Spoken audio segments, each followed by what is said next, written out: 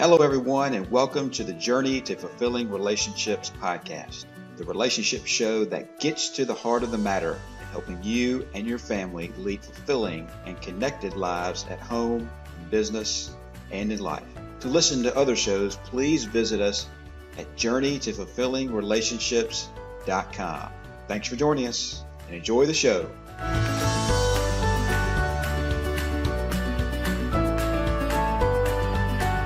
Hello, everyone, and welcome to the Journey to Fulfilling Relationships podcast, the show that gets to the heart of the matter in helping you and your family lead fulfilling and connected lives at home and in business and in life. I'm your co-host, Tagg. I'm an empowerment coach, consultant, and speaker. You can reach me at tagg44@gmail.com to find out more information. And I'd like to say hello to our co-host, Noemi Moreno. Noemi, how are you? Good. How are you, Taylor and Adam? Thank you for having me. Doing wonderful. Now, Noemi is a safety curriculum representative, national trainer, and coach. And you can reach her at mmarinotaryn@gmail.com. On to our guest today, who's Adam Coughran. Now, Adam has nearly 2 decades of law enforcement experience, ranging from street-level patrol to field training officer to instructor. Adam has completed hundreds of hours of specialized training and certifications in adult learning concepts and curriculum creation, active shooter response, weaponless defense tactics, firearm tactics, and has created the SafeKids Hero program for schools, which we will discuss today. You can find out more about this program at SafeKIdsInc.com. So, Adam, we want to welcome you to the show today. How are you? Oh, my pleasure. Good morning. Good morning. Glad to have you. And we want to just start off with how you got in and you started to create the SafeKids Heroes program, and tell us a little bit about what that is. Yeah. And as you heard a little bit in the bio, so I spent almost 2 decades in law enforcement in Southern California. And I was one of the people that signed up to try to stop active shooters. So the officers that you see with the rifles and the vests and the helmets, that was me. And I signed up for that. Spent a number of years in patrol, working field training. And I also was doing active shooter consulting and training on the side for a different company and for my police department. So, I was a patrol officer assigned to this team. But on my days off, I was out teaching active shooters to schools and the organizations and colleges.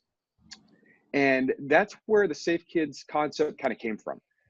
So in 2014, I was teaching at a private Catholic school in just outside of LA. And I get done with the presentation, which I'm sure we're all familiar with. You have either a police officer or a personal trainer come in for a couple hours, maybe once a year or every other year in your school, and teach you active shooter survival or active shooter training. There's all kinds of words for it. And I got a question from a 3rd grade teacher. She raised her hand and she goes, "Adam, I enjoyed your presentation, but I'm a 3rd grade teacher. So how would you suggest I talk to my kids about active shooters?" And for the first time in a long time, I was stumped. And I kind of stumbled. You're the educator, and I gave you some info, and here you go. But as we know, especially in education, when you understand like Bloom's taxonomy and some of the others of understanding and being able to teach back, just basic memorization and basic understanding is the lowest level. And so this poor 3rd grade teacher had the very lowest level of understanding, but we were expecting her to come in at a much higher understanding in order to actually teach it back with some authority. And that's what started kind of the idea. So if you fast forward about another 9 or 10 months, I found myself in what was believed to be an active shooter at a middle school. I happened to be across the street, and I was the first one there. So I go running into the school at lunchtime with my rifle and all my gear. And I'm trying to, hunt down these 2 individuals who were believed to be a violent intruder or an active shooter at the school. And as I'm walking the hallways by myself, I started to get this uneasy feeling. And I started thinking, if I'm uneasy and I've had hundreds of hours of training and I have all the tools and the equipment, what are we expecting America's teachers to do in the same scenario? Virtually almost the same thing. We're expecting them to act kind of by themselves in a classroom of screaming, panicked kids and try to do everything correct with, going back to that, 8 or 9 months earlier, a very basic level of understanding. And the SafeKids concept was dawned kind of between these two incidents. So Adam, tell us more about how we create a generation of safe thinkers. What does that mean? So after having this uneasy feeling and going back, I started thinking, and I actually approached one of the other teammates on our active shooter rifle team, and I said, "Hey, I had this issue come up. I got asked by this teacher. I had this incident at the school as we were kind of debriefing it, and I said, how can we get this like life-saving information, tough information, a very it's a really rough topic down to kids?" Yeah. And he said, "Well, why don't we write a kid's book?" I said, "Scott, I'm not a writer." He goes, "Well, good, because I am." So on his days off, he was a published author. He was writing books and publications, and I was teaching active shooter. So I go, "Well, let's start thinking about this." And we looked back in the time, and we said, "Okay, look, what has hurt kids before?" Right? We learned all these things in school, and we started looking at earthquakes. We started looking at fires. Folks, the last time a kid was killed in a school in the U.S. by a fire was 1958. Since then, there has not been a single student killed inside of a school during school hours by fire. And so we started thinking about, okay, well, what safe thinking skills are there, right? So we have fire drills, which in California we do every single month. We have earthquake drills in California. We usually do those once, sometimes twice a year. So we're already talking to our kids about things that are dangerous, how to get them a little bit more solvent in life, right? To eventually be a fully functioning, normal, safe person in the community. And we looked back and said, what we're missing is the violence component. What we're missing is, we've talked about fire, we've talked about natural disasters, and we talk about all these things, but the thing that will find you usually most often in life in some way, shape, form, or fashion is violence. What are we doing about that? And really, we aren't. And so when we talk about creating a generation of safe thinkers, this is kind of the last part of that safety triad between the fires, the natural disasters, and those are both natural disasters. Well, any act of violence really is a man-made disaster. So how do we start to prepare for that? Thank you. Yes. And reading more about the HERO program, I learned that it's a comprehensive program that includes a curriculum and teaching best practices in education and safety. So can you please share more about the components of the curriculum? Right. And so it was, I'll share a little bit of the story of how this started. So going back to Scott saying, let's make a kid's book, we said, all right, let's do that. And so we created a coloring book that was originally named Farmer Frank and the Farm Friends. And it was called Be a Hero. And it was a story. Now think about like in a generation that we grew up in with Bugs Bunny and Roger Rabbit and all the like Looney Tunes. So we created this, what looked like an Elmer Fudd, Bugs Bunny kind of cartoon book. And the idea was the farmer was the teacher, the farm animals were the students. When a hunter showed up one day and tried to harm the farm animals, and they had to either hide, escape, run, or overcome, which is the HERO acronym, to get away from the hunter.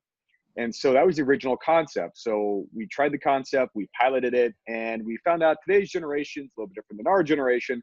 And none of the concepts, nothing stuck at all. And so we went back to the drawing board and trying to figure out what happened and what could we do. We started talking to some educators and some psychologists, and we said, how do we do this? And they said, well, you need some lesson plans. Well, you need to see what's cool and hip with the kids now, which is futuristic stuff, hero, superheroes, and it's different. It's different than how we grew up. So we had to, we call it like the Pokemon generation or era. And so that's what we went back to the drawing board and started to retool the entire design. What ultimately came out of it was a K-8 concept, because it was the first area and the first age group we identified that was underserved. This is where nothing is happening. Nothing was going on. So we took that concept and said, how can we teach this to kindergartners? And if we can figure it out there, we can scale it upwards. So we started to design lesson plans. We started to redesign the book and the narratives. Then we looked at, well, we don't want to add any time, right? I mean, our school schedules are impacted with instructional hours to begin with. So what can we do? Well, if we make it meet state standards, or we have it meet Common Core English language arts, which sometimes is a bad word, sometimes isn't, depending on how you feel about Common Core. But the whole concept was, we don't want to add time. We don't want to add hours to the teacher's day. We want it to supplant or substitute in to maybe another lesson or maybe another story with something. So that was the concept behind that. By the end of it, we had the lesson plans, we had the narratives, We have a drill and scenario guide. So no longer are school administrators left to their own devices trying to figure out a lockdown drill or an active shooter drill. We hold their hand through it with 4 very unique scenarios, which are based out of the last 20 years of violence on school grounds. So you get the most common that you'll see. We have a student with special needs adoption guide. So how do you adapt and modify the program for students with special needs? And that could be physical, it could be learning, it could be kids on the spectrum of autism. How do you sight and sound? How do you adjust safety curriculum? How do you adjust it for those folks? So by the end of it, we wanted an end-to-end program that starts with a professional development and ends ultimately with a couple of scenarios and everything in between. We wanted to really hold the teachers and the administrators' hands through safety. So not only do they learn, and not only do they learn in the professional development, but also in the lesson plans, but give them a script, kind of be their partner in safety as we start to unpackage and unravel this era of violence that we live in. Wonderful program. It sounds awesome, Adam. And I know that has this program been tested? And if so, what are some of the outcomes that you've seen? Yeah, so funny on the test. So after we got the lesson plans, and it's broken apart into 3 different age groups. So it's right now K through 3, the 4th and 5th graders, and middle school, which is 6 through 8. So we broke that apart. They all have unique narratives. They all have their own lesson plans. They all have, it's all similar, but it's all age appropriate. So we set out for round 2 of the pilots post Farmer Frank. And so we had 20,000 students through the pilots in the public school district, the private school district, and the after school program. We have about 1,000 educators through that same pilot. And so we began studying it. So we compiled a white paper of the changes and the behavioral changes throughout, of both the students and of the educators. While we were conducting the pilots, we actually had a school shooting at one of the public schools. Wow. And to talk about a true test, half the school had the HERO program, the K through 3rd graders had it, and the 4th and 5th graders did not. So not only did we have a shooting during the pilot, but we had a sample group of 700 students, 500 of which had it, 200 of which did not. And so you had a comparison of behavioral differences between the two.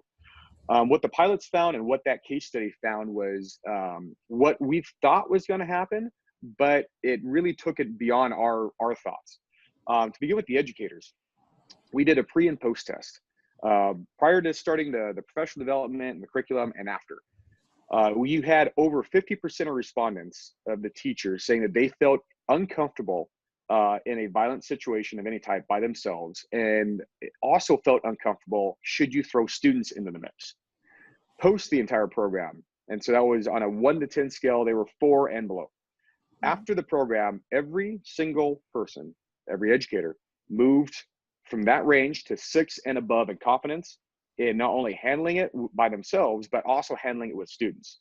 So we had everyone move at least into a competency and above range. Of the students, here are some interesting things. We found, number 1, anxiety was dramatically reduced. So the anxiety we see in lockdown drills by themselves, solitary. Kids crying, kids scared. How do you talk to kids that you're hiding because someone wants to kill them? That all dramatically dropped. In that case study, the kindergartners actually fell asleep during their lockdown with their stuffed animals. You had this particular case started on at lunch. So imagine 700 students out at lunch. The 500 K through 3rd graders who were actually playing when the school shooting occurred, they all fled and found rooms to get into quickly. The principal said from the time the shooting was confirmed, which the shooting started outside of the school and actually worked its way into the school. It was a gang-related shooting where there was some casualties in the shooting. The principal said from the office where she told the secretary to make the announcement, to the time she walked to her office and looked out the window, those 500 kids were gone. So you figure 30, 45 seconds, maybe walking time, if that. Once they were gone, they all got in the classrooms. Teachers reported they came in, they barricaded quickly, lights out, all the things that we're kind of doing now, dropping the shades. But then they found their hiding spots, which we call hideouts and holdouts in the room. You have 3rd graders taking the bucket of like scissors and different things and handing them out for overcome items just in case. You had kids pumping each other up like, it's going to be all right. All right, here we go. We're heroes, right? The teachers were saying they were actually more calm, cool, and collected than some of the teachers were in the same incident. We had a special ed kid that in her class, her special need was volume control. She lacked volume. So it was either screaming full pitch or completely silent. And she stayed completely silent for 45 minutes, which was the length of that lockdown. When asked, because she had never done this ever before in school, when asked what happened, the little girl said, well, I pictured myself as Maxima, who's one of the characters in the book, and she was quiet, so I was quiet. And so she kept envisioning herself as that character to stay quiet. So, I mean, some of the outcomes that have come out of that pilot study and the white paper have really been interesting. It's really surpassed what we thought it was going to do. Everywhere we went, every parent we talked to, we had one parent that decided not to let their kid do the program. And that was in the after school program. So you figure the 20,001 opted out. When asked, they opt out of every optional program. So whether it's music or art or anything else that particular after school program does, those parents opt out of everything. But we had no parental pushback, no educator pushback, no kid pushback. So the study not only came from research-based, but went to evidence-based very quickly. Wow, that's awesome. That's incredible. So what makes the HERO program stand out from all the other programs that are out there? Well, we're really the only ones who have created a true curriculum with all the components for educators. There's a lot of programs, and that's everything from professional programs to retired police officers to Navy SEALs and everyone in between, who will do the active shooter stuff. So they'll come out and train you for an hour or two. A lot of them will use airsoft weapons, and so you have to wear full face masks and get shot with airsofts. Some are using paintballs. So a lot of them are usually fairly intense. They're usually law enforcement driven. And that's it. You get the hour or the 2 hours or the half day or the 2-day train the trainer course, whatever you have. And then it's up to you to continue the process and continue the learning engagement. We took that stance and flipped it on its head. Coming from that world, coming from that training style, I saw it wasn't working. I saw people weren't remembering acronyms year after year. I saw that people, the adults' behavioral change from the program was inconsistent. It wasn't hitting the mark that we needed to hit, quite frankly. And so this program, it was educator driven first and foremost. There is no airsoft. It's not fear-based. It is not, and nowhere in the program are there guns or knives, death, killing, maiming, bullets, you name it. All the things that talk about weaponry or scary concepts are not pictured. So you won't see any of that in the program. The professional development was designed by educators and psychologists. So it's all very educator friendly. It's all very driven for the non-law enforcement, non-military person to learn life skills. In those skills are catchy phrases, what we call sticky phrases, like safety triangles and hideouts and holdouts and danger running and fun running. And so it boils down what we learned as police officers to stay alive every day. And we boiled it down so everyone could understand. It's engaging and not scary, and the kids can get it. We have the lesson plans, which very few have ever done. We back that with the stories. So now it's being told through narrative. So, and we're engaging the kids. Almost no program really engages the kids. It encourages the teachers. So what happens is when you give kids things to do, it directs a lot of that nervous energy and allows them and lets them do what their body's telling them to do. You know, the HERO concept is based upon fight, flight, and freeze, which your body's naturally going to do. So all we're doing is giving permission and directing those natural tendencies into a directed fashion and something that is meaningful. And then you look at the drill and scenarios. You look at the ADA, what we call like an ADA adoption guide or the student assistance guide to adapt to special needs and to adapt to special education. Again, that's another really unique component. Because quite frankly, just because you have a disability shouldn't mean you're left out of survival. Shouldn't mean that if something's happening, so, well, sorry, you can't do this because maybe you're in a wheelchair or maybe because you can't see or you couldn't hear the danger. So we want to take a really holistic approach. We want to involve everybody and we want it to truly feel like a curriculum. The other interesting thing for us is that we're backed by Brandman University here in Southern California. So teachers who use the program can earn what they call professional development units or continuing education credits for the use of the program. So again, it's engaging the educators, it's engaging the people, really what we call the end user of this. It's not the police are going to come in, we're going to save the day. Folks, to be real honest with you, it's going to be you. It's going to be the educator. It's going to be the teacher and the kids in that 4, 5, 8 minutes before law enforcement arrives. which is why the program's teacher taught. It's used by the teachers in the classroom. It's not like DARE. It's not like some of the other programs where you have a police officer come in or a motivational speaker. Kids are more enamored with that and kind of that, ooh, look, oh, let me see your badge. Oh, is that your gun? Is that your this? Let me see your handcuffs. They're not really learning. You know, they learn from their teachers. So let's give the teachers the tools to use it, because it's going to be that classroom that's going to have to make the decisions in those moments. Yeah. Adam, this is wonderful that this is so child focused, and that you get them engaged and they know what to do. But this also goes to the teachers who are teaching this material. And then also, you know, for me, it's the parents feeling like their kid is safe at school. So you can speak to a little bit more about how the teacher can benefit from this, and then maybe the parents as well. So teacher benefit, and what we've been hearing in education for quite a while has been, give me something, give me the tools. There's a lot of fear, and sometimes rightfully so. You know, we talk about active shooters, but when you boil down school violence, it comes down to maybe parents who are getting divorced, and one of those parents shows up at the school and tries to, you know, kidnap their kids against the custody order, and they get violent. You could have, as we saw in our case study, gang violence that's occurring around the campus. So when we look at the program, it's really designed for any type of violence, not only to prevent it with some of the preventative measures to see in students and peers, but also that outside threat, you know, the threats from outside. So to engage the teachers, it's beyond the professional development. So that development runs about 2 hours of engagement. And that's also on how to use the curriculum as well.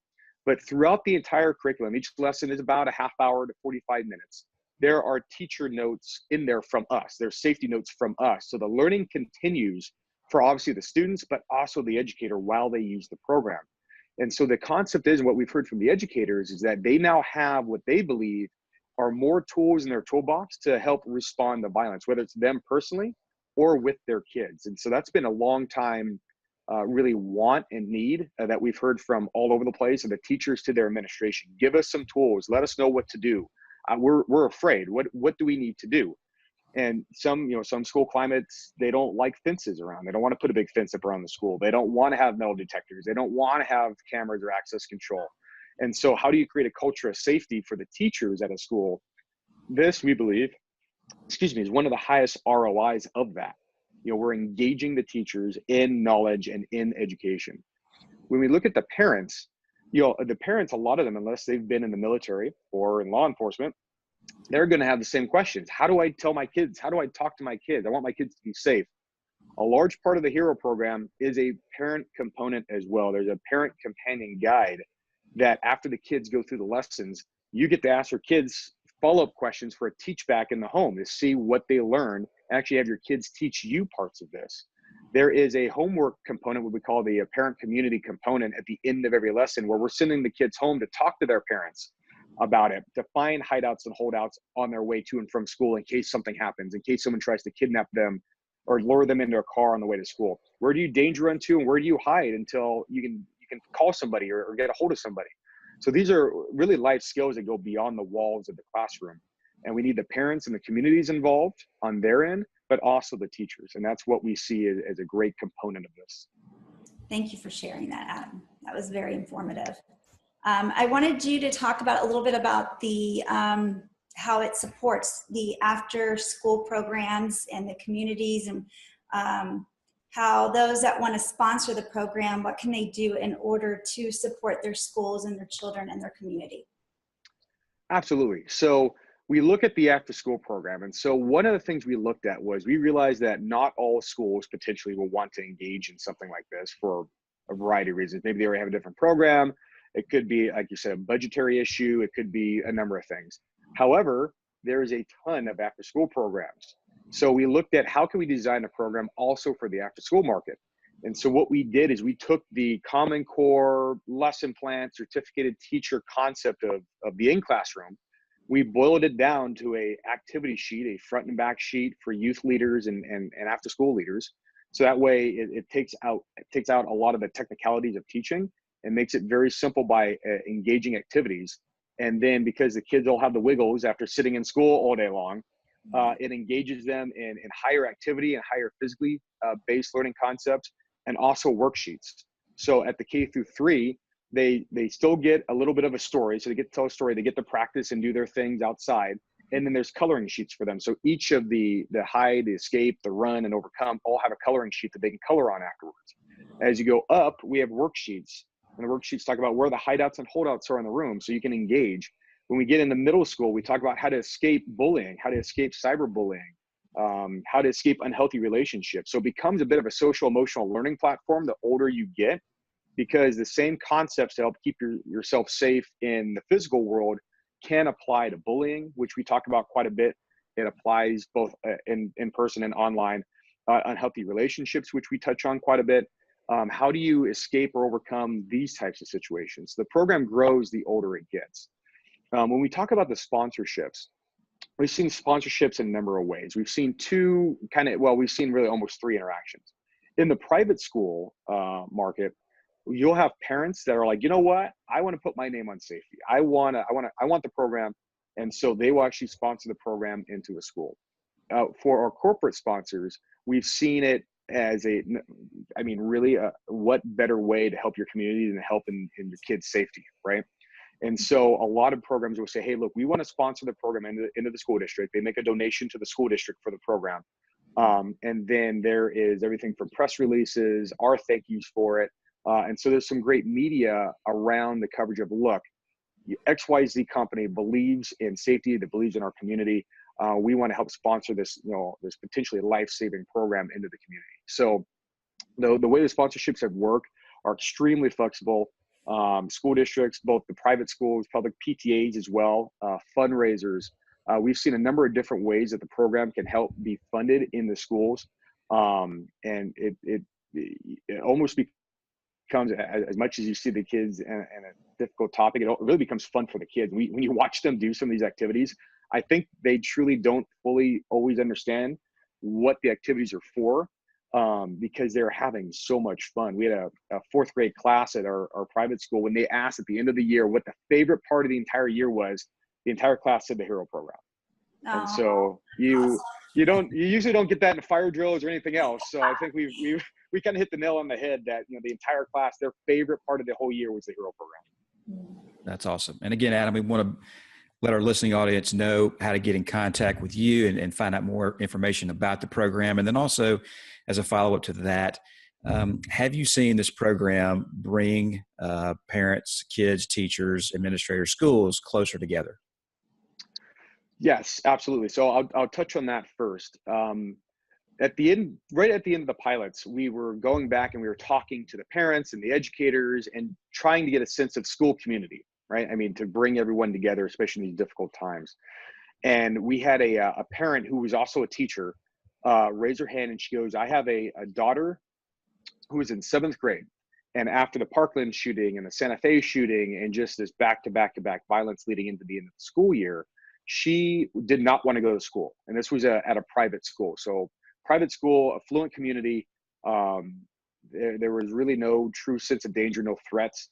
And this poor 7th grade girl just did not want to go to school, had anxiety leaving home to go to school. Grades were slipping a little bit because of the anxiety, feeling unsafe in school. This is right about the time the HERO program started for her. They went through HERO week, so they did 1 lesson every day. At the completion of it, she told her mom on that Friday that she has no more anxiety, that she looks forward to going to school again, that she doesn't feel unsafe, that she feels that she can learn again. And this parent said that this program changed her daughter's life, and in allowing her to go to school, not be afraid, not have the anxiety. We've seen it bring the teachers together, because we want to spark the conversation. Every time one of these events happens, spark conversation. We have principal-led conversations around that. Parts of the program are rubric-based. So we're checking for learning and we're checking for understanding. As part of those rubrics, both for the teacher to the students, is teacher to teacher, and that's in the school-wide drills. So we have facilitated conversations for principals or administrators to have with their teachers after they do a school-wide HERO drill about how do they do, what's happening, what are these doors locked, why? Should we have crisis hardware on there so they're a push door instead of a turnkey? So it started the conversation of safety. It started the conversation of things that we have never seen before in school. So it's really bringing the teachers a little bit closer together with the administration, obviously the students closer with the teachers, the parents closer with the school, because now they have a sense that my student is safe when they're going to school. They have much more ability to try to prevent, and if we can't prevent, survive this type of thing than we have before. So the contact for SafeKids, and to learn more about the Hero program, all the social media, so our Instagram or Facebook or Twitter, is all at SafeKidsInc, and Inc is INC. So SafeKidsInc for all of those. Our website is www.safekidsinc.com. My contact information, I can be reached at adam@safekidsinc.com. And so all the social media channels, we're all over the place. So SafeKids Inc., if you Google it, search it, come to the website, go to the social media, you'll see all the content, and you can reach out and engage with us. Thank you, Adam. We appreciate that information. And I guess the last question we have for you here is our journey to fulfilling relationships. The original question is that, what is it that drives you to want to save kids' lives and to do what you do? Well, being a police officer here in Southern California, we always talk about the upsides of the job, right? Protecting and serving, righting wrongs, making the community safer. The downside of that is what no one wants to see, which is the death of children, and kind of the negative side of human life, and seeing death and destruction, quite literally, in schools, of children, of families. It's heart-wrenching. And when we now move it into, active shooters, and the violence we're seeing in school, quite frankly, our philosophy is, if the last time, a kid was killed in a school fire was 1958, we want to say the last time a student was killed by gunfire or an active shooter in a school was 2018. We want the absurdity of a fire burning down a school and hurting children to be the same absurdity as someone coming into the school to extract violence against the teachers and the students. Yeah. And so what drives us every day, what gets us out of bed every day, is how do we make active shooters and school violence like school fires? And this, we believe, is one of the largest return on both on a time investment, really. We can add fences, and we can add cameras, and we can do access control, and all these things help. I mean, school safety is definitely a large, multifaceted puzzle piece. And so all those things are important. But, a 2-inch higher fence might give you a certain return on the amount of safety that you're going to have. Whereas engaging your faculty, engaging staff, engaging the students, which no one has ever done before, if we get to engage these students, and now you have, let's say, a school of 1,000 people in between educators and students, and one person comes in to try to hurt them, that's 1,000 to 1. And so those are pretty good numbers. We look at how do we stop these things, and it's the same thing we did in police work. There's strength in numbers. So the more that we can engage, the more tools and the more resources. When 1 or 2 people want to come in and try to hurt someone, well, now you have a whole classroom of 30 students and a teacher who are overcoming them. You have a playground of 500 students who are now all danger running and completely vacating the area. You have people that are now hiding, and they're hiding in places where it doesn't matter what you try to do to them in that room, you're not going to find them. And so until kind of the rest of society catches up and we really get a good handle on these people that are committing this violence, let's take the victim, so to speak, out of it by empowering them, giving them some safe thinking skills so we can end this. That's right. It's a wonderful mission, Adam, and we applaud your work in this area. I think we both think it's just amazingly wonderful. Oh, thank you so much. Yeah. Well, again, I want to thank Adam Coughran for joining us here at the Journey to Fulfilling Relationships, and we'll see you soon for our next story. So long for now. It's been a privilege and an honor to have you. Thank you. It's an honor to be here. Thank you so much. Thank you for listening to this episode of the Journey to Fulfilling Relationships. Please visit us at journeytofulfillingrelationships.com. We'll see you soon for our next amazing story.